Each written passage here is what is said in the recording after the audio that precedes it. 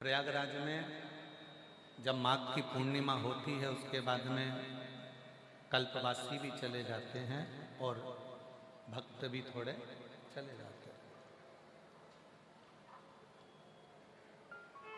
तो बात चल रही थी, कोई कह रहा था पता नहीं 12 तारीख के बाद ये भीड़ क्यों बढ़ रही है, ये समझ में नहीं आया। इतने में तीसरा व्यक्ति बोला कि जैसे अभी बाबा जी कहे कि शिव पुराण की कथा चल रही है, तो तीसरा व्यक्ति बोला कि गंगा जी अब अभी तक सब जीवों को कृतार्थ कर रही थी, अब गंगा जी स्वयं शिव महापुराण की कथा सुनने के लिए शांति पूर्वक आनंद के साथ।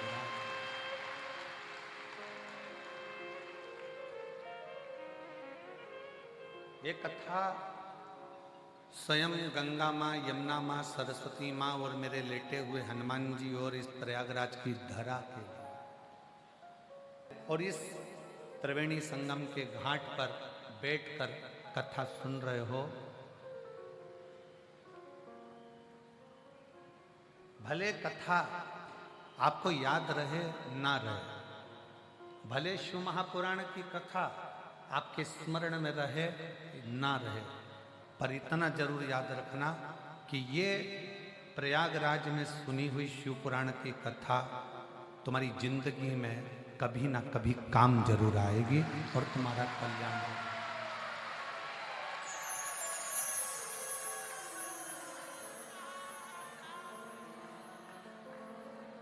जिस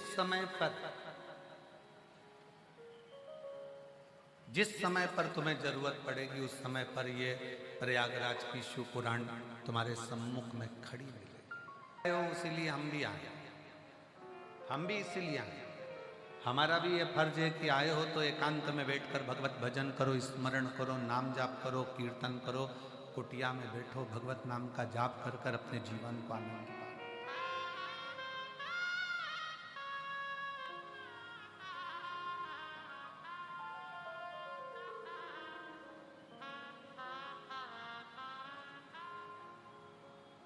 शिव पुराण कहती है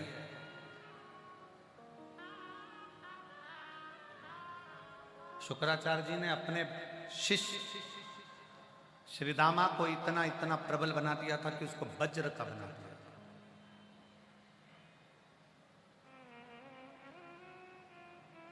शरीर वज्र का हो गया। एक शिष्य में और एक गुरु में दोनों में लगन का होना चाहिए। शिष्य भटके ना और गुरु भटकाए ना। शिष्य में और गुरु में दोनों में लगनता होना चाहिए। शिष्य भटके ना और गुरु भटकाए।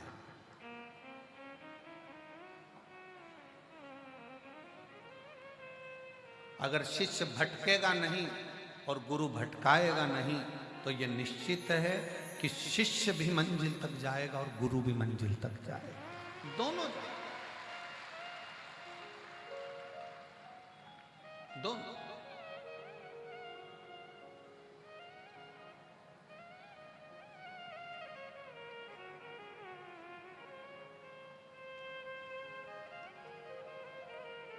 आप शिव महापुराण की कथा को सुनने के लिए आए हो, शंकर भगवान की कथा का रसपान करने के लिए आए हो। आपके अंदर शिव तत्व को श्रवण करने की, भगवान शंकर की कथा को श्रवण करने की एक ललकता है।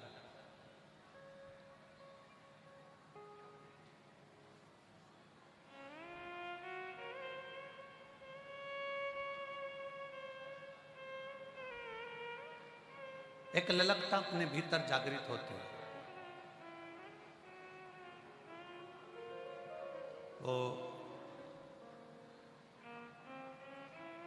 रामराज से, उत्तर प्रदेश रामराज से आया हुआ वो आकाश बोल रहा था गुरुजी कि भगवान, हमने सुना है कि भगवान के लिए यज्ञ करना पड़ता है तो यज्ञ से भगवान जल्दी प्रसन्न होता है। हमने कहा पर तुलसी बाबा ने तो एक बात कही है कि कलयुग केवल नाम आधारा। मेरे तुलसी बाबा ने रामचरितमानस में ये नहीं लिखा कि तुम कुछ ये करो कि वो करो। तुलसी बाबा ने तो लिख दिया कि कली काल में एक काम अगर तुमने कर लिया, भगवान का जितना नाम जाप कर लिया, जितना जितना मंत्र जाप कर लिया, उतना उतना परमात्मा तुम्हें मिल जाए। क्यों? तुलसी बाबा को मालूम था कलिकाल में कई छोटे छोटे परिवार ऐसे होंगे जिनके बच्चों का भरण पोषण करने के लिए भी धन नहीं होगा, अच्छी पढ़ाई करने के लिए अच्छे स्कूल में उनको भर्ती करने के लिए उनके पास पैसे भी नहीं होंगे, बीमार पड़ गया तो इलाज करवाने के लिए भी इतना धन उसके पास में नहीं है। जब बच्चों का पेट भरने का धन नहीं है कलिकाल में उसके पास, बच्चों को अच्छी एजुकेशन कराने के लिए उसके पास पैसा नहीं है, अच्छे बड़े हॉस्पिटल में इलाज कराने का उसके पास पैसा नहीं है, तो फिर वो यज्ञ कैसे करेगा, हवन कैसे करेगा, बड़े बड़े अनुष्ठान कैसे करेगा? तो तुलसी बाबा ने ये विचार करा कि भले शास्त्र कहते हो कि यज्ञ अनुष्ठान से भगवान प्रसन्न होता है, पर तुलसी बाबा ने अपनी अवधी भाषा में लिख दिया कि कलयुग केवल नाम आधारा और सुमर सुमर नर उतरहि पारा। कलयुग में बाबा ने कह दिया कि तुम नाम जाप करो, तुम भगवान का भजन करो, तुम मंत्र जाप करो, और जितना जितना तुम भगवान का भजन करोगे, मंत्र जाप करोगे, जितना जितना तुम नाम जाप करोगे, उतना उतना भगवान के करीब आ जाओगे।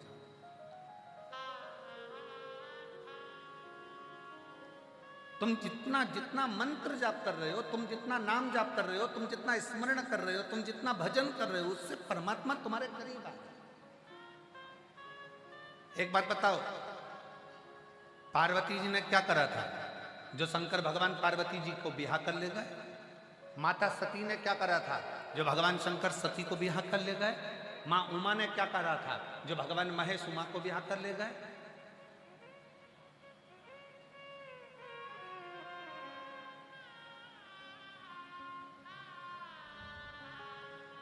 करा क्या था उन्होंने? केवल एक ही काम करा है। माँ पार्वती गुफा में जाकर बैठ गई और भगवान शंकर की अविरल भक्ति में लग गई, पार्थिव शिवलिंग का निर्माण और शिव नाम का जाप। माँ सती ने क्या करा? एकांत में चली जाती थी माता सती, और एकांत में जाकर ऐसी कोई नदी, ऐसा कोई तालाब, ऐसी कोई बावड़ी, ऐसा कोई सरोवर नहीं जिस सरोवर के तट पर बैठकर माता सती ने भगवान शंकर के पार्थिव लिंग का पूजन ना करा और शिव के नाम का जाप ना करा।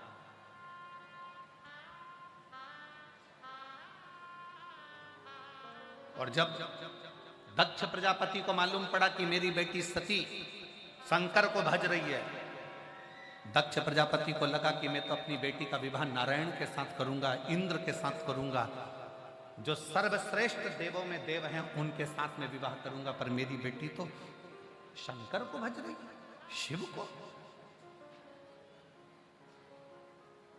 मेरी बेटी तो शंकर भगवान को भज रही है। दक्ष प्रजापति ने सभा में घोषणा कर दी, मेरी बेटी का स्वयंवर रखूंगा। सारे देवताओं को निमंत्रण दे दिया, शंकर भगवान के पास कोई निमंत्रण नहीं भेजा गया। शिव जी के पास कोई निमंत्रण नहीं था। प्रसूति ने,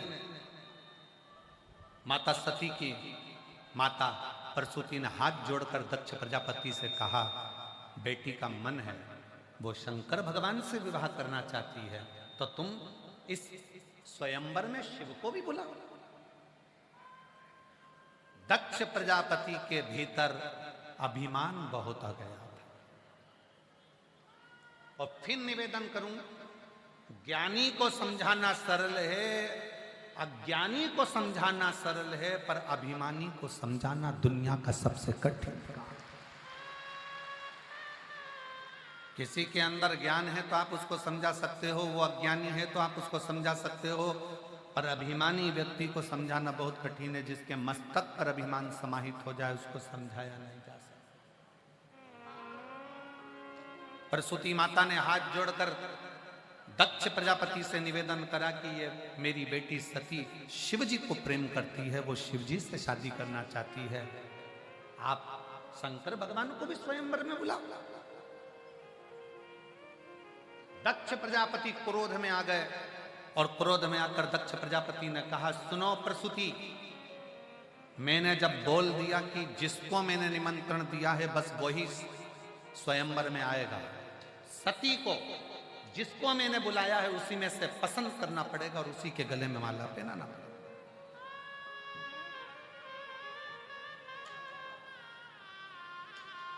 प्रसूति दक्ष प्रजापति के हाथ जोड़कर कहती है, मेरी एक विनती स्वीकार कर लीजिए, शिव को जरूर बुला लीजिए।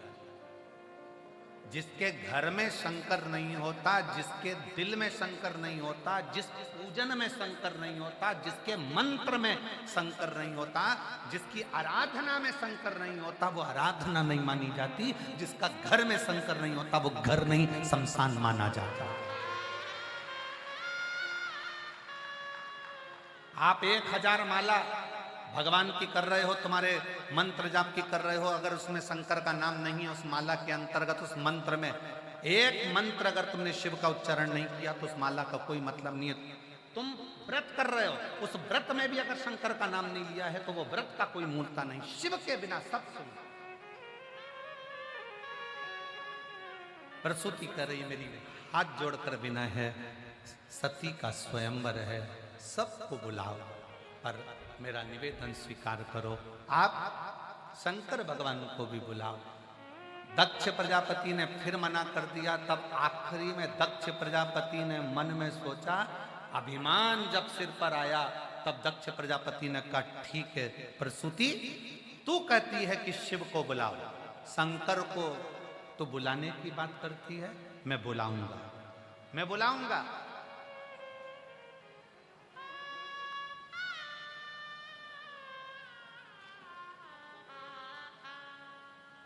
दक्ष प्रजापति ने मूर्तिकार को बुलाया, विश्वकर्मा जी को निमंत्रण दिया।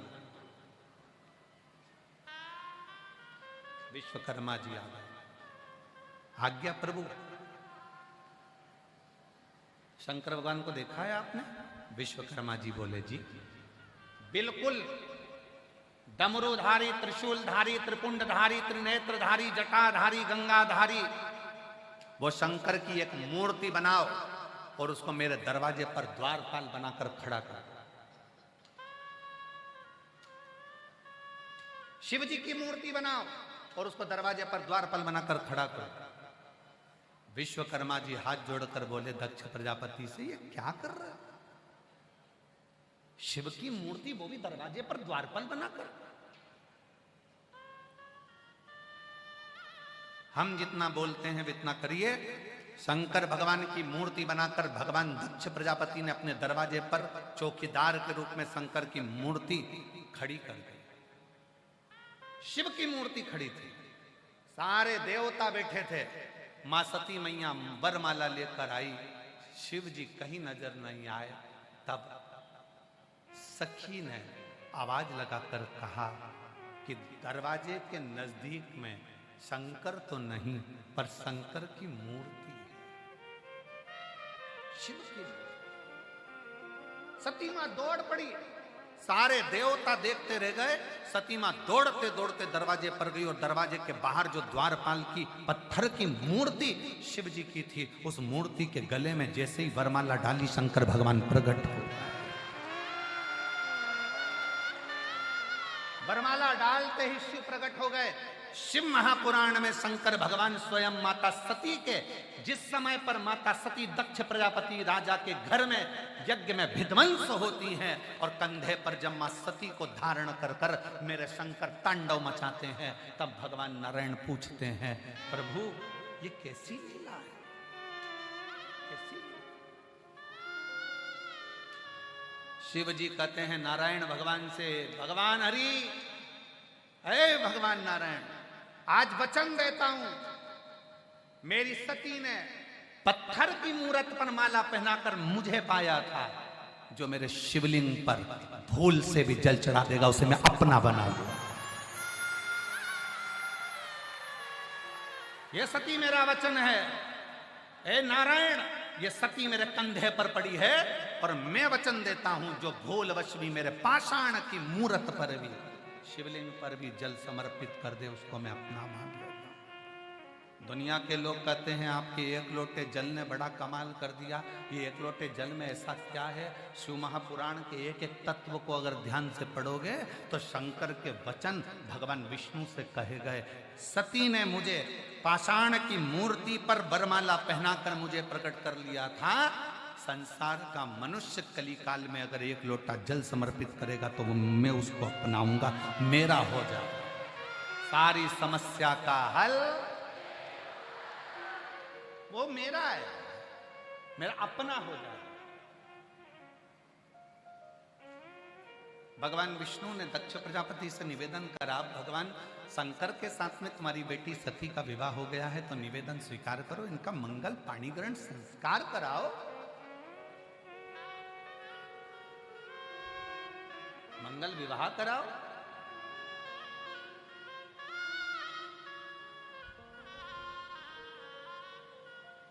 कई लोग प्रश्न करते हैं कि दक्ष प्रजापति का अपने दामाद से झगड़ा क्या था, अपने दामाद से लड़ाई क्या थी। शंकर भगवान का बार बार अपमान करते थे, उनको सभा में नहीं बुलाया, मीटिंग में नहीं बुलाया, अपमान करते रहे, उनको शमशान दे दिया रहने के लिए। शंकर भगवान ने दक्ष प्रजापति का क्या बिगाड़ा था? शंकर भगवान ने दक्ष प्रजापति का कुछ नहीं बिगाड़ा। संसार में ऐसे कई लोग हैं जो किसी का कुछ नहीं बिगाड़ते तो भी लोग उनका बिगाड़ने में लगे रहते हैं।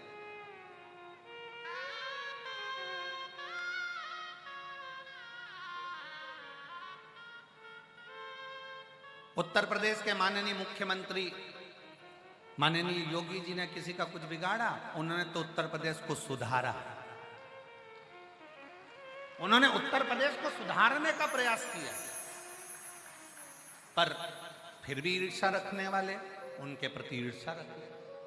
संत साधु सन्यासी तपस्वी साधक उपासक राष्ट्र के जितने जितने संत हैं जो भगवत भक्ति में रमे रहते हैं वो क्या किसका बिगाड़ा? भजन। पाषाण की मूर्ति भी शिव को प्रकट कर शिव। एक पत्र है, देखिए कितना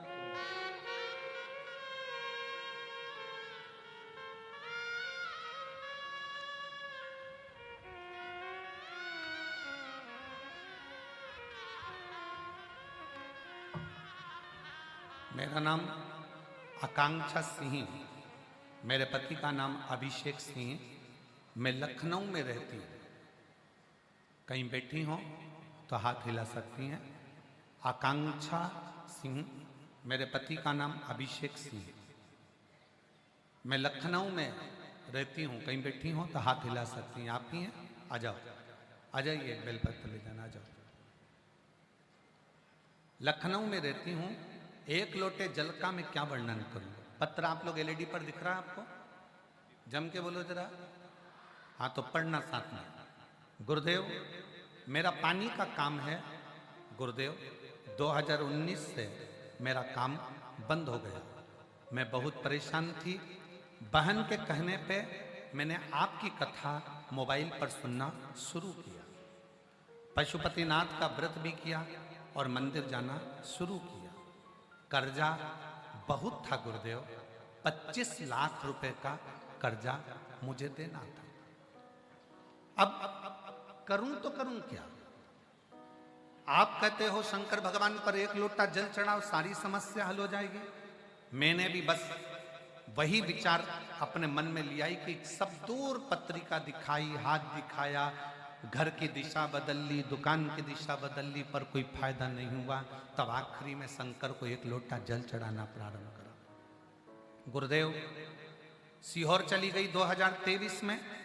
19 से परेशान, 20 परेशानी का, 21 परेशानी का, 22 परेशानी का, वो कर्जा बढ़ते बढ़ते 50 लाख तक पहुंच गया, पर कर्जा नहीं चुका। कर्जा बढ़ते जा रहा। 2023 आया, मंदिर में जल चढ़ाती रही और एक दिन सीहोर चली गई। सीहोर में रुद्राक्ष महोत्सव चल रहा था। मेरे पास किराया तक नहीं था, कैसे पहुंची ये बाबा के ऊपर है। 800 रुपए मेरे पास किराए के बाद में बचे थे, और आपने अपनी कथा में कह दिया कि पंडाल में जो आते हैं अगर उनका मुख शिव भक्तों का झूठा करा दिया या पानी पिला दिया तो उसका फल मिलता बहुत है। मैं रुद्राक्ष महोत्सव का क्या वर्णन करूं गुरुजी, आपके सीहोर का रुद्राक्ष उत्सव नहीं, मुझे लगता है शंकर भगवान कुबेर का खजाना लुटाने के लिए बैठते हैं। वो रुद्राक्ष उत्सव नहीं है, उसमें भगवान शंकर कुबेर का खजाना लुटाते हैं। मेरे पास में 800 रुपये बचे, मैंने 800 रुपये में से 300 रुपये का पानी पहले दिन खरीदा, 200 का पानी दूसरे दिन खरीदा, फिर 300 रुपये का पानी खरीदा। ऐसे 800 रुपये का पानी मैंने 3 दिन में शिव भक्तों को उस कथा के पंडाल में पिला दिया। कथा के पंडाल में पानी पिलाकर हम लोग कथा सुनकर रुद्राक्ष उत्सव की घर आ गए। हमको क्या उम्मीद थी, मेरे पति जब हम घर आए, घर आने के 3 दिन बाद मेरे पति ने मुझे आकर कहा अपने को 2 करोड़ का पानी का टेंडर मिल गया है। मुझे 2 करोड़ का पानी का काम मिल गया। मेरा गुरुदेव, ये 2 करोड़ का जब पानी का टेंडर मिला, हमारा धीरे धीरे कर्जा पूरा समाप्त हो गया। 2 करोड़ का पानी का टेंडर मिलने पर जहां आपकी कथा थी हम फिर वहां पहुंच गए, और जैसे ही हम वहां पहुंचे पानी के पाउच खरीदकर हमने फिर कथा के पंडाल में पिलाया। घर आए, घर आने के बाद 2024 में वापिस पानी का 3 करोड़ का टेंडर प्राप्त हो गया। मैं बाबा को यहाँ पर धन्यवाद देने के लिए आई हूँ, और सतुआ बाबा को मैं दंडवत प्रणाम करती हूँ। उन्होंने हमें प्रयागराज में ये कथा श्रवण कराई है। बहुत बहुत मैं निमंत्रण, मेरा नाम आकांक्षा सिंह है, मेरे पति का नाम अभिषेक सिंह है। मैं बहुत बहुत धन्यवाद देता हूँ। आए और बेलपत्र ले। एक पत्र और बड़ा सुंदर है, देखिए।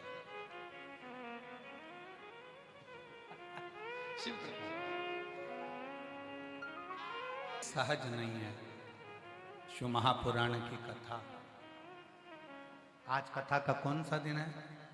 5वां। कल कौन सा दिन है? 6ठा। 6ठे दिन को अपन क्या कहते हैं? शिवरात्रि। कल कथा की 6ठे दिन की शिवरात्रि, और परसों के दिन सुबह 8 बजे से 11 बजे तक कथा। 11 बजे कथा विराम हो जाएगी।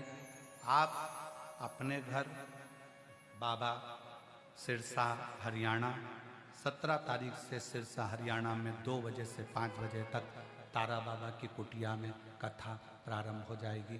23 तारीख तक चलेगी। 25 फरवरी से 3 मार्च तक रुद्राक्ष महोत्सव सीहोर में प्रारंभ हो जाएगा।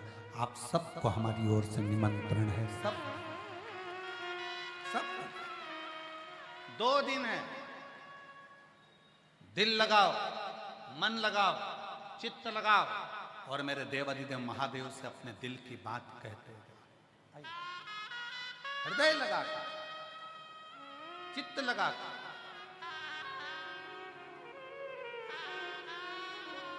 अब शिव से अपनी बात करो।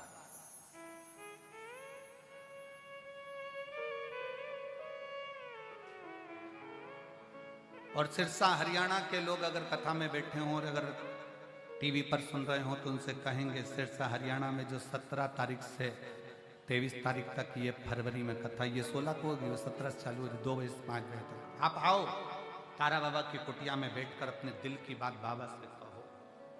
आप बैठे हो इस कथा के अंदर, अपने मन की बात बाबा से कहो। माता सती को ये भी नहीं मालूम था कि मेरे पिताजी ने दरवाजे पर एक शंकर भगवान की मूर्ति खड़ी कर दी। ये माता को नहीं मालूम है। माता को ये ज्ञान नहीं है कि एक पाषाण की मूर्ति दरवाजे पर खड़ी कर दी।